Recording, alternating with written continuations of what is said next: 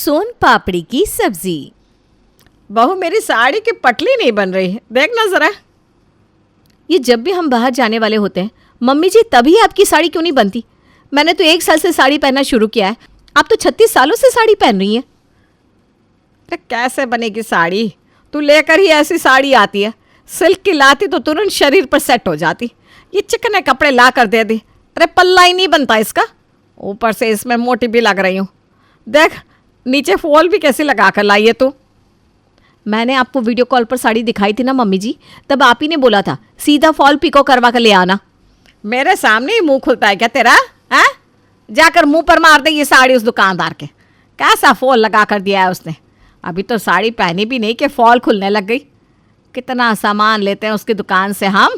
जाकर बोलना उसे कि 2 बार सिलाई चलाएगा आपसे, एक सिलाई वाली फॉल खुल ही जाती है। अभी आपकी साड़ी की प्लेट्स नहीं बन रही थी, अभी आप फॉल पर आ गई। और कोई शिकायत है तो वो भी कह दीजिए मम्मी जी। तो कहूँगी ही, सुबह से उठी हुई हूँ मैं, कोई साड़ी नहीं थी जिसका ब्लाउज मैचिंग का हो। कमर फटने लग जाती है मेरी खड़े खड़े साड़ियाँ निकालने में। एक तो मेरी अलमारी में तुम सब हाथ लगाते हो, कौन सा सामान कहाँ कर देते हो कि मिलता ही नहीं। अभी 2 हफ्ते पहले तो आपने 4 नए ब्लाउज सिलवाए हैं मम्मी। अरे वो तो घर की साड़ियों के मैचिंग के सिलवाए थे ना, हैवी साड़ी के लिए थोड़ी ना। देख कैसे कंधा गिर रहा है ब्लाउज का। इसीलिए कहती हूँ 2 एक्स्ट्रा गोल्डन ब्लाउज लाकर दे दिया करो मुझे, जो सब पर चल जाए। स्नेहा के लिए लड़का देखने जाना था, पर यहाँ तो मनीषा दूसरे ही टेंशन में फंसी हुई थी। तभी दरवाजे से करण अंदर आता है। अब अभी तक रेडी नहीं हुई मम्मी, हमें लड़के वालों के यहाँ पहुँचना है प्रिया। वो लोग क्या सोचेंगे कि 10 बजे का टाइम देकर हम 1 बजे पहुँच रहे हैं। एक काम दिया था प्रिया तुम्हें, वो भी नहीं हुआ तुमसे।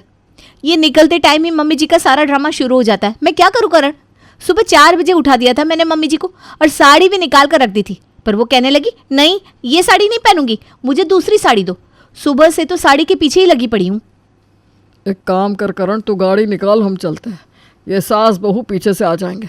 तुम दोनों एक काम करो, पहले लड़ लो, वो हो जाए, उसके बाद में लड़के के यहाँ पहुँच जाना। मिडिल क्लास के घर के लोगों के साथ तो ये प्रॉब्लम होती ही है। एक तो छोटा सा घर, उसमें कोई सामान यहाँ तो कोई सामान वहाँ, चीज़ें मिलती कहाँ है टाइम पर। और कुछ ऐसा ही मनीषा के साथ हो रहा था। फिर भी जैसे तैसे 10 मिनट के अंदर सभी राहुल के घर पहुँचने के लिए निकलते हैं। बस ये रिश्ता हो जाए तो टेंशन ख़त्म। बार बार ये लड़कों को देखना, उनके बारे में पता करना, ये मुझसे अब नहीं होता। लड़का ठीक है पापा। राहुल, अब तक तो जितना भी पता किया है मैंने उसके बारे में नेगेटिव तो सुनने में नहीं आया। अब यहाँ आ गए तो अंदर चलकर देखते हैं क्या सच है और क्या झूठ, पता चल जाएगा। मुरारी राहुल के घर के बाहर नज़र घुमाता है। घर के बाहर 2 गाड़ियाँ खड़ी थी, 3 माले का मकान था, साथ में बाहर गार्डन भी। आंख घुमाते घुमाते मुरारी अंदर जाता है और इतने बड़े घर को देखकर उसकी तो आंखें ही चौंधिया जाती है। देख लीजिए मम्मी जी, मैंने बताया था रिश्ता मेरे मायके की पहचान से आया हुआ है, रिश्ता खराब हो ही नहीं सकता था। देख लिया आपने। लड़की वालों को दरवाजे पर देखते ही राहुल के घर वाले फौरन उनके पास जाते हैं। अरे भाई साहब, आप निकल गए थे तो बताना तो चाहिए था, मैं यहाँ से गाड़ी भिजवा देता। कैसे आए आप लोग? भाड़े की गाड़ी से भाई साहब। हमारा मानना है कि जितना कंबल हो उतना ही पैर पसारो, झूठ का दिखावा करना ही क्यों। अरे कोई बात नहीं अंकल जी, आपको इस सेवा का मौका हम दूसरी बार दे देंगे। दोनों परिवार मिलकर बात करने लगते हैं। ये घर हमारा अपना ही है, साथ में बीच मार्केट में 2 दुकानें हैं, कोई जॉइंट फैमिली का झंझट नहीं। सारी प्रॉपर्टीज़ पहले से ही बढ़ चुकी है। मेरा तो ले देकर एक राहुल है, सब कुछ उसी को मिलना है। अगर इस घर में आपकी बेटी आ गई ना तो राज करेगी। और सिक्योरिटी के लिए आप प्रिया के घर वालों से भी पता कर सकते हैं, वो लोग तो हमें अच्छी तरह से जानते हैं। पूछताछ के लिए हमने कभी मना नहीं किया। आप भी अपनी बेटी दे रहे हैं तो खोज खबर करना आपका फ़र्ज़ है। नहीं भाई साहब, हमें आप पर पूरा भरोसा है। पुराने ज़माने के लोग ज़्यादा ये 3-5 जानते ही कहाँ थे, ये सब तो आज के चलन में है। आप और आपकी बातें, आते ही सभी को बातों में लगा लिया। कुछ खिलाएंगी पिलाएंगी, इन्हीं की बातें ही करते रहेंगे। गृहिणी आप है, जाकर ले आइए नाश्ता। सारा घर यही संभालती है भाई साहब, मुझे तो इन चीज़ों की खबर ही नहीं रहती। मोहन सुप्रिया बहुत अच्छी तरह से लड़की वालों की खातिरदारी करते हैं। राहुल भी हंसी मजाक करने में कोई कमी नहीं छोड़ता। और इस बातचीत के दौरान करण स्नेहा को कोने में ले जाकर कहता है, क्या करे, अभी फाइनल कर दे क्या लड़के को, या आगे मिलना चाहती है? इतनी जल्दी नहीं भैया, एक मीटिंग में क्या ही पता चलता है। मैं 3-4 बार मिलूंगी, उसके बाद ही कुछ बोलूँगी। और नेक्स्ट मीटिंग की डेट फिक्स करने के बाद लड़के वाले जाने लगते हैं। तभी रोकते हुए सुप्रिया सभी के हाथों में एक एक सोन पापड़ी का डब्बा पकड़ाती है। हे भगवान, फिर से सोन पापड़ी का डब्बा। दिवाली में आई सोन पापड़ी तो अभी तक ख़त्म ही नहीं हुई, अब इन्हें कौन खाएगा। सभी वापस घर लौट आते हैं।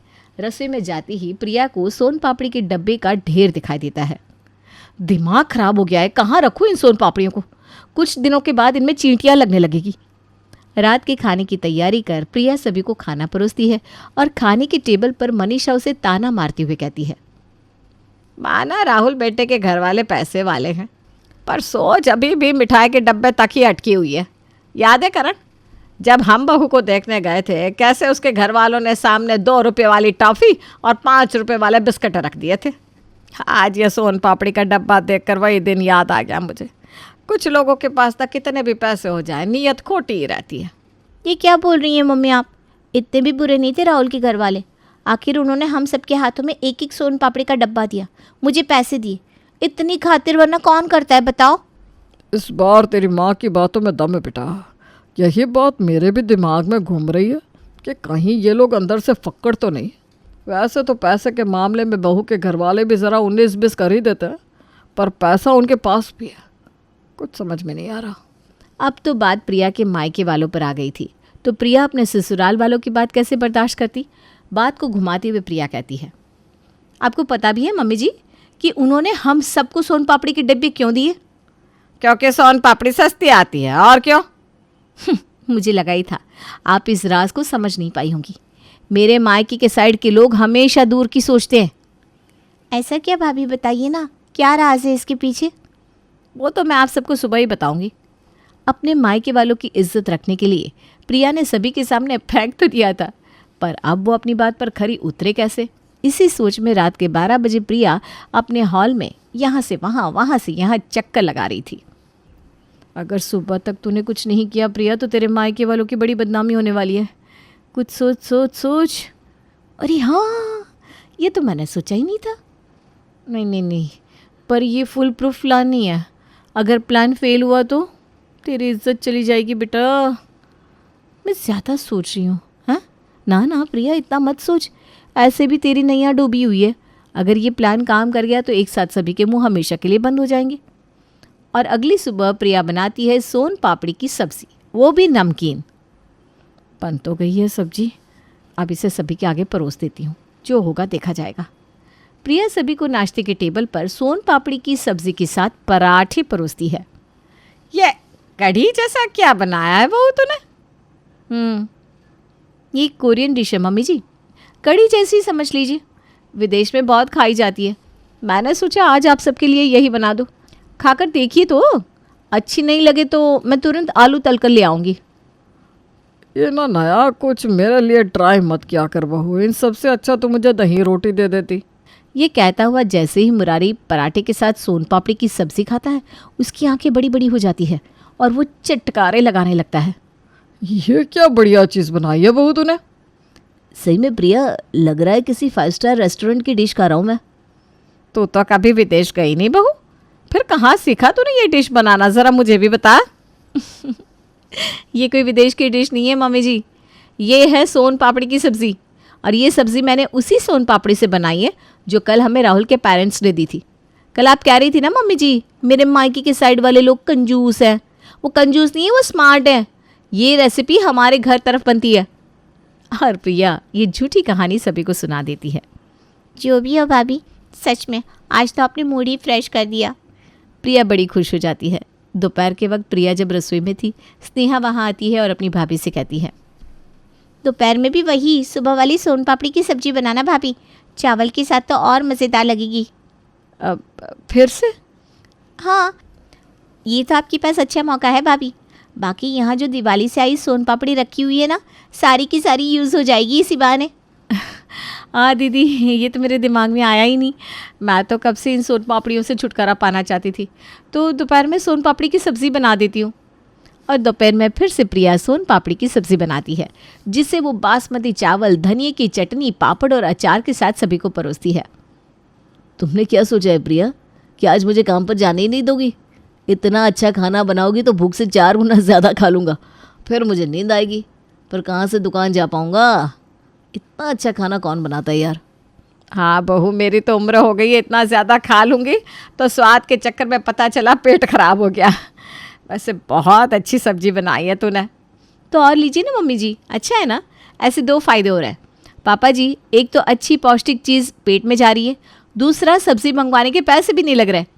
अभी तो ठंड का मौसम आने वाला है, इसलिए सब्ज़ी के दाम आसमान छू रहे हैं। ऐसे में हमें सब्ज़ी खरीदने की ज़रूरत भी नहीं पड़ रही। दिवाली में रिश्तेदारों के यहाँ से आए हुए सोन पापड़ी से हम सब्ज़ी बना रहे हैं, मिठाइयाँ भी यूज़ हो रही है और खर्चा भी बच गया। ये सुनने के बाद तो 1 कटोरी सब्जी और खाऊंगा मैं बहू। अब इसी तरह प्रिया रोज़ रोज़ सोन पापड़ी की सब्जियां बनानी शुरू कर देती है। 5 दिन बाद राहुल की परिवार वालों ने हमारी खातिरदारी में कोई कमी नहीं छोड़ी थी। भाभी, इस बार हमारी बारी है। सब हो जाएगा दीदी, आप फिक्र मत कीजिए। एक तो हमारे घर में ये पेंट भी न जाने कितने सालों पहले हुआ था, कितना खराब दिख रहा है। लड़कियों के घर में यह सब नहीं देखा जाता बेटा, उनके संस्कार देखे जाते हैं। ये संपत्ति तो लड़कों की देखी जाती है। अगर उन्हें हमारे घर से रिश्ता करना होगा तो ऐसे ही कर लेंगे, नहीं करना हो तो लड़कों की कमी नहीं है। और कुछ देर बाद दोपहर के खाने के वक्त राहुल के परिवार वाले प्रिया के घर पहुंचते हैं। सभी उनकी बहुत ही अच्छी तरह आवभगत करती हैं। ज़रा अजीब साउंड करेगा भाभी, पर अब कंट्रोल नहीं हो रहा तो सोचा पूछ लूँ। काफ़ी देर से मुझे किसी चीज़ की बहुत अच्छी खुशबू आ रही है। क्या बनाया आपने? मैंने कहा कुछ बनाया है, आज तो खाने की सारी तैयारियां स्नेहा दीदी ने की है। आप तो बस डाइनिंग टेबल पर जाकर बैठिए, मैं खाना लगाती हूँ। अब तो टेबल पर ही पता चलेगा कि खाने में क्या क्या है। और प्रिया मेहमानों को खाना परोसती है। सोन पापड़ी पनीर की सब्ज़ी, सोन पापड़ी का रायता, सोन पापड़ी मिक्स वेज, सोन पापड़ी भरवा भिंडी, नान चावल और मीठे में सोन पापड़ी। बाप रे बाप स्नेहा, तूने तो ये पूरे का पूरा बुफे तैयार कर दिया। इतना सब बनाने की क्या ज़रूरत थी? हाँ बेटा, बहुत ज़्यादा ही मेहनत नहीं करती तुमने। 3 लोग हैं हम, कोई बारात के साथ थोड़ी ना आए हैं जो इतनी मेहनत की तुमने। शादी ब्याह की बात है बहन जी, आपको भी तो पता चलना चाहिए कि हमारी बेटी को घर का सारा काम आता है। कहीं बाद में आप ये ना कहें कि आप लोगों ने हमें ठग लिया। वैसे ये पनीर बटर मसाला दिखने में ज़रा अलग नहीं लग रहा बेटा? वो क्या है ना अंकल जी, ये सारी इंडियन डिशेस है, पर स्नेहा दी ने सभी डिशेस में विदेशी तड़का लगाया है, इसीलिए ज़रा दिखने में अलग लग रही है। आप खाकर तो देखिए। और जैसे ही राहुल के परिवार वाले सोन पापड़ी से बनी सब्जियां खाते हैं, वाह वाह वाह वाह करते रह जाते हैं। OMG, ये क्या बनाया है तुमने स्नेहा? वो मैंने नहीं राहुल। अरे बहुत ही टेस्टी सब्ज़ी बनाई है आपने स्नेहा जी। ये डिश हमारी शादी में होनी चाहिए। शादी में? आपको और मीटिंग करनी है तो कीजिए, पर आज तो मैं रोका करके ही जाऊंगा यहाँ से। इतना अच्छा खाना बनाने वाली लड़की को मैं नहीं छोड़ने वाला। प्रिया का तो चला हुआ एक चाल इतना काम कर जाता है, उसकी ननद की पहली बार में ही शादी फिक्स हो जाती है, वो भी सिर्फ और सिर्फ सोन पापड़ी की सब्जी के कारण। ये तो बहुत अच्छा हुआ मनीषा जी, ये सोन पापड़ी की सब्जी तो जादू कर गई। अब बार बार मीटिंग के लिए खर्च भी नहीं करना पड़ेगा। पर स्नेहा को तो ये सब्जी बनानी आती ही नहीं। डिनर के बाद स्नेहा और राहुल का रोका हो जाता है। जाते जाते सुप्रिया कहती है, शादी में अभी 1 महीना पूरा बाकी है बेटा, और आज तुमने जो स्पेशल सब्जी खिला दी है मुझे, घर जाने के बाद अगर उस सब्जी की याद मुझे आई तो ऐसा करना, थोड़ी बची है वो भी पैक करके दे दो। हाँ हाँ दीदी, बहुत सारी सब्जी बनाई थी मैंने। अब मेरा मतलब बहुत सारी सब्जी बनाई थी दीदी ने, मैं अभी लेकर आती हूँ। पर ये सोन पापड़ी की सब्ज़ी की कहानी यहीं ख़त्म नहीं होती। अब जब भी राहुल स्नेहा को घुमाने लेकर जाता, उसे फ़ोन करके एक ही चीज़ कहता, वो जो सब्जी बनाई थी ना तुमने उस दिन स्नेहा, वैसे ही मंचूरियन को कुछ अलग फ्लेवर से बना कर ला सकती हो। कल रेस्टोरेंट गए थे हम, वहाँ भी तुमने वही सब्जी मंगवा ली थी। आज तो मूवी पर जा रहे हैं, अंदर तो खाना ले जाना अलाउड भी नहीं होता ना राहुल। अरे तो मैं सब्जी बाहर ही खा लूँगा, उसके बाद में चलेंगे। प्लीज़ स्नेहा, मेरा दिल मत तोड़ना। स्नेहा आकर अपनी भाभी को सोन पापड़ी के मंचूरियन बनाने को बोलती है। क्या मुझसे नहीं बनने वाली अब कोई सब्जी दीदी? किसी चीज़ की हद होती है। तीनों वक्त आप सब घर में सोन पापड़ी की सब्जी खाते हो, ऊपर से दीदी के ससुराल वालों के लिए मुझे रोज़ सब्जी भेजनी पड़ती है। अब राहुल जी की अलग फरमाइश है, इतना सब मुझसे नहीं होगा। तो हमने थोड़ी ना बोला था बहू तुझे कि दामाद जी के घर वालों के सामने सोन पापड़ी की सब्जी परोसना। क्यों लगाया दिमाग तूने इतना? मैं तो अपनी ननद का रिश्ता करवाना चाहती थी मम्मी जी। अभी तो मैं सबकी सब्जी बना दे रही हूँ। जब दीदी की शादी हो जाएगी और उनके ससुराल वालों को पता चलेगा कि उन्हें तो सोन पापड़ी की सब्जी बनाना आता ही नहीं, फिर क्या होगा? क्या होगा? मैं रोज़ रोज़ अपनी बहन से मिलने जाऊंगा और तुमसे सोन पापड़ी की सब्जी बनवा कर लेता जाऊंगा और उसे चुपके से पकड़ा दूंगा। वो अपने ससुराल वालों को परोस देगी।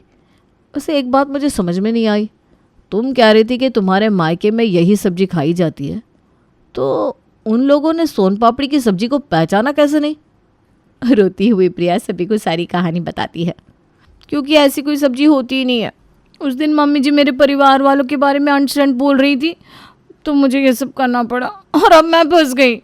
सभी ज़ोर ज़ोर से हंसने लगते हैं क्योंकि इस बात का अंदाज़ा सभी को था। आप रो क्यों रही है भाभी? आप मुझे सोन पापड़ी की सब्जी बनाना सिखा दो, मैं हमेशा ससुराल वालों को खिला दूंगी। सिंपल। और इस तरह सोन पापड़ी की सब्जी सारे रिश्तों को मीठा कर देती है।